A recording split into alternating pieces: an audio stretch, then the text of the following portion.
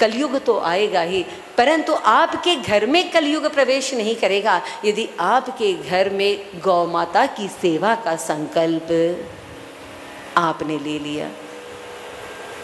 सारे देवी देवता मुझे बताने की आवश्यकता नहीं है, चलता फिरता मंदिर यदि कोई है, मंदिर में तो हम बहुत जाते हैं, हम पूजा करें, जप करें, तप करें, गीता पढ़ें, पर हमारे गीता देने वाले गोविंद की जो भगवान हैं, हमारे इष्ट की इष्ट हैं गौ माता। बाप मरते मरते जब अपनी सारी वसीयत बेटे को देकर जाता है तो एक बात ये भी कहता है कि बेटा जीवन भर जो कमाया वो तुझे दे रहा हूँ, पर मेरे जाने के बाद अपनी बूढ़ी माँ का भी ख्याल रखना। भगवान जब इस धराधाम को छोड़ कर गए, हमने उनकी दी हुई गंगा को ले लिया जो आज भी हमें पवित्र करती हैं, हमें उनकी दी हुई गीता स्वीकार है, आज भी गाई जा रही है, उन्होंने दिया वो गौ माता हमें स्वीकार है नहीं हुई। और कलयुग में देखिए कलयुग का कितना प्रभाव है, ये तो समय की बात है। आज जो रोग गायों के ऊपर इतनी बड़ी विपत्ति जो आई है, तो ये कलयुग का प्रभाव और ज़्यादा किस रूप में ये कलयुग आपके जीवन में प्रवेश कर जाएगा। यहाँ धर्म रूपी वृषभ, 3 टांगे जिसकी टूट चुकी हैं, बेचारा एक टांग पर खड़ा हुआ रहा है, क्योंकि कलयुग आ रहा है और कलयुग में ना तो अहिंसा बची, ना सत्य बचा, ना धर्म बचा, एक टांग है बस दया। इस मनुष्य के मन में यदि दया हो, जीव मात्र के प्रति दया हो, यदि मेरी तिजोरी में भरा पड़ा है और यदि मेरे अंदर दया नहीं है, सामने कोई भूख से मरा जा रहा है, आपके कपड़ों की थप्पियां लगी हुई हैं अलमारी में, और देखिए आज भी आदिवासी झारखंड में, बिहार में आप जाकर देखें, ऐसे ऐसे भी अंदर जाने के बाद आपको क्षेत्र मिल जाएंगे जहां तन ढकने के लिए 2 साड़ियां भी नहीं होंगी।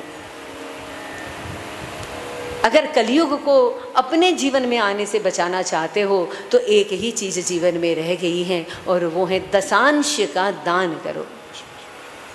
पाप करने से हम बाज नहीं आएंगे, ना चाहते हुए भी वो देख रहे हैं जो देखना नहीं, वो सुन रहे हैं जो सुनना नहीं, वो खा रहे हैं जो खाना नहीं, वो बोल रहे हैं जो बोलना नहीं, सारी इंद्रियों से पाप हो रहे हैं। इन सारी इंद्रियों के एक एक देवता हैं जिसका हम अपराध कर रहे हैं, और उन देवताओं को शक्ति देने वाला वो जो सर्वोपरि ईश्वर हैं, हम उसके अपराधी हो रहे हैं। तो हमें उससे भी बचना हो, उस अपराध से, तो हमें कम से कम अपनी आय, अगर 1000 रुपया महीने का कमाते हो तो उसका भी दशांश यानी 10 रुपये का दान पहले निकाल कर अलग करो, तो आपका जो बचा हुआ है 900 रुपया, 90 रुपया, मुझे लगता है कि वो शुद्ध ही तभी होगा। 10% यानी 1000 का तो 100 हो जाता है, 100 निकालना है। तो मेरा गणित बड़ा कमजोर है भाई।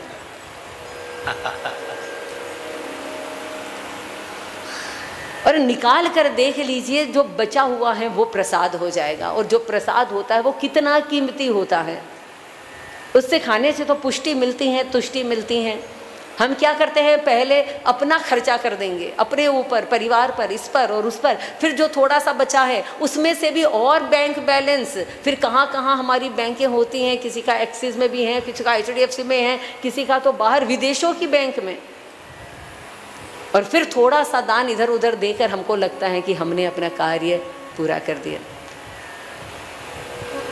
तो ये 10% के दान का महत्व है और गौ माता की रक्षा का संकल्प, ये जिसने जीवन में कर लिया उसके जीवन में, देखिए कलयुग तो धर्म के अनुसार, युग धर्म के अनुसार आएगा ही, पर आपके जीवन में प्रवेश नहीं करेगा। कलयुग अगर आपके जीवन में प्रवेश करता है तो सबसे पहले आपके भेजे को यहाँ से गड़बड़ करता है, हाथ पैर थोड़ी तोड़ता है। कलयुग आएगा तो हाथ पैर थोड़ी तोड़ने वाला है, कलयुग का मतलब है आपके भेजे को फिरा देगा।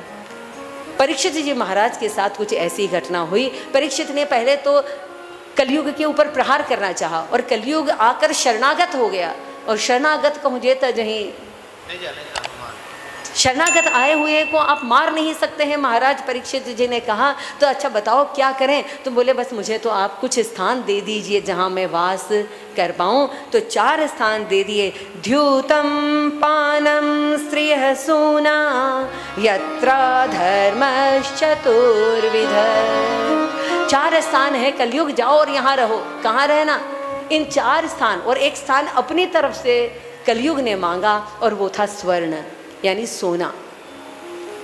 स्वर्ण का मतलब सोना ही नहीं होता, सोने का मतलब तो आप ये इसको सोना समझ लेते हैं, है ना। उस समय वह धन जो गलत तरीके से कमाया जाए या अतिरिक्त धन जो तिजोरियों में भरा पड़ा है उसको सोना कहा जा रहा है। क्योंकि पहले स्वर्ण मुद्राएं चलती थी तो धन जो है वो स्वर्ण मुद्राओं के रूप में होता था। गलत तरीके से कमाया हुआ धन, अतिरिक्त कमाकर तिजोरियों में भर भर कर, दबा दबा कर, बाथरूम की दीवारों में दबा दबा कर रखा हुआ धन, ये धन यदि आपके पास है और आप उसका दान नहीं कर रहे हैं, उलीचना होता है।